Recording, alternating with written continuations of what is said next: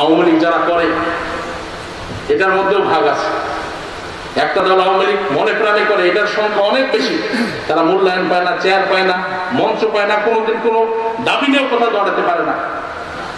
আর যারা আওয়ামী লীগ ভোগ করে তাদের দাবাদাবিতে কিন্তু কোথাও থাকা যায় না। এটার সংখ্যা কিন্তু হাতে গোনা কিছু। এই হাতে গোনা কিছুর কাছে কিন্তু আওয়ামী লীগ কিন্তু প্রধান মানে কি মাথা নত করে থাকে। আওয়ামী লীগের যারা প্রবীণ মানুষ, আওয়ামী লীগের যারা মানে কি এখানে সৃষ্টি করে দিয়ে গেছে, এই যে বাংলাদেশে যারা সৃষ্টি করে দিয়ে গেছে, সেই মানুষের তালিকা যদি খোঁজ করা হয় তো দেখা যাবে তাদের কষ্টের সীমা নেই। তাদের সঙ্গে যে অন্যায় অত্যাচার হয়েছে আওয়ামী লীগের সময়, সেই কথা বলবার কোনো জায়গা নাই। আওয়ামী লীগ করে, আওয়ামী লীগের প্রবীণ নেতা তার জমি দখল করে নিচ্ছে অন্য মানুষ, তার পক্ষে দাঁড়াবার কোনো মানুষ নাই। আওয়ামী লীগের প্রবীণ একটা মানুষ বয়সের ভারে নিয়ে গেছে জমি জমা, এখন আর তা আগের মতো নাই। তার একটা শিক্ষিত ছেলে আছে, চাকরি দিবে, সেই চাকরির কথা বলার কোনো মানুষ নাই, দায়িত্ব নেবার মানুষ নাই। সকলেই শুধু চায় আমার ভাগনা, আমার ভাস্তা, যারাই দায়িত্ব পেয়েছি আমার কাছের লোক, আমার লোকটাই যেন চাকরি পায়, আমার লোকটা আমার বন্ধু, আমার ভাই, অথবা আমি যাকে সাপোর্ট করেছি সেই যেন চাকরি পায়। এই জায়গাগুলো থেকে সরে আসতে হবে। আজকে আপনি যুবক, আজকে আপনি এমপি, আজকে মন্ত্রী, আজকে আপনি অনেক কিছু, কিন্তু কালের পরিবর্তনে, কালের বিবর্তনে আপনি কিছুই না, কিন্তু আপনার কর্মই কিন্তু হবে তখনকার আপনার পুঁজি।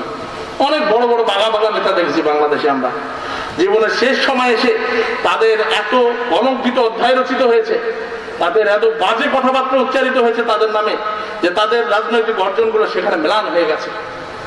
আমি আজকের এই মঞ্চ থেকে শুধু এইটুকুই বলতে চাই, কি পেলাম কি হারালাম। আজকে আমাদের এই নবাবগঞ্জ নয়, দিনাজপুর 6 আসনে এখানে আওয়ামী লীগ কেন্দ্রিক, রাজনৈতিক কেন্দ্রিক যে কোনো মহামারী আসুক, যে কোনো ধরনের ঘটনা ঘটুক, এখানে প্রতিরোধ করা, এখানে এক থাকা আমাদের সকলের দায়িত্ব। কে কোথায় মাথার উপর থেকে আমাদের কলকাঠি নাড়াবে, আমাদেরকে বিভক্ত করবে, আমাদেরকে নিয়ে রাজনীতি করবে, তারা কিন্তু আমাদের বিপদ পড়লে আস্তে আস্তে কিন্তু 3-4 ঘন্টা, আর এসে যদি তারা কোনো কথা বলে তারা কিন্তু ঘরে বসে শুধু সাজেশন দিবে, আপনার আমার জন্য কিন্তু এই রাজপথে কিন্তু দাঁড়াবে না। যে 4000 লোক এখানে জামাত শিবিরের ছোড়াবল্লম নিয়ে দাঁড়িয়েছিল, সেদিন আওয়ামী লীগের পরীক্ষিত সৈনিকেরাই কিন্তু ওই 200-150 মানুষ কিন্তু রাস্তাতে দাঁড়াইছিল। 2-1টা ইটের টুকরে, একটা চালাকড়ি ছাড়া সেদিন আওয়ামী লীগের হাতে কোনো অস্ত্র আমরা দেখতে পাই নাই। তো সেদিন কিন্তু আমাদের অনেক বড় বড় নেতা ছিল, অনেক বড় বড় আমাদের মাথার উপর নেতা ছিল। কাউকে একটা ফোন করতেও দেখি নাই আমি, যে ফোন করে একটা সান্ত্বনা দিতে, কি পরিস্থিতি তোমাদের। আমরা শ্বাসরুদ্ধকর অবস্থায় কয়েকটা মানুষ প্রায় 7-8 ঘন্টা ধরে এই রাস্তার মধ্যে দাঁড়িয়ে থাকলাম, আর তারা সেখানে অস্ত্র ঝঞ্ঝারানি। যদি পুলিশ সামনে না থাকতো, যদি বিজেপি আসার খবর না হতো, এবং আমাদের মনোবল যদি অটুট না থাকতো নবাবগঞ্জ উপজেলা আওয়ামী লীগ, তাহলে সেদিনে অনেকে কিন্তু এখানে শরীর সমাধি হয়ে যেত। তাই আমি ওই ইতিহাসগুলোকে মনে রেখে শুধু এইটুকু বলতে চাই যে আওয়ামী লীগ করার জন্য কোনো পদের দরকার নাই, আওয়ামী লীগ করার জন্য কোনো পজিশনের দরকার নাই। আওয়ামী লীগের একজন যোগ্য নেতা যদি হতে চান, রাস্তার পাশে দাঁড়িয়েও আপনি আওয়ামী লীগ করতে পারবেন। আওয়ামী লীগ শুধু মনে প্রাণে গ্রহণ করতে হবে, ধারণ করতে হবে। আওয়ামী লীগ করা মানে কিন্তু বাড়ি গাড়ি বিশাল অট্টালিকা নয়।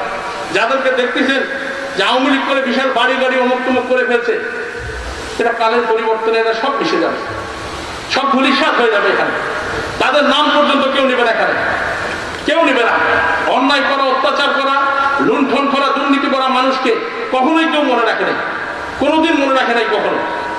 যারা দেশের জন্য, দশের জন্য কাজ করে গেছে, তাদের কথাবার্তা কিন্তু বারবার উচ্চারিত হয়। আজকে ডাক্তার সাহেব কিন্তু এখানে যাদের কথাবার্তা বলছেন, তাদের এই দলের মধ্যে যে ত্যাগ ছিল, যার কারণে তাদের নাম আজকে আমজাদ দাদার কথা মনে পড়ে। যেহেতু এই আজকের এই মহামারীতে উনি কিন্তু এসে এই জানেভাই কোনো একটা চেয়ারে বসতো, কাপা কাপা হাত নিয়ে, শরীর চলতো না, কিন্তু মনোবলটা এমন ছিল, আমাদের থেকে কিন্তু অনেক বেশি যুবক ছিলেন উনি, আমাদের মাঝে নাই। এই মানুষগুলোকে আমরা স্মরণ করি।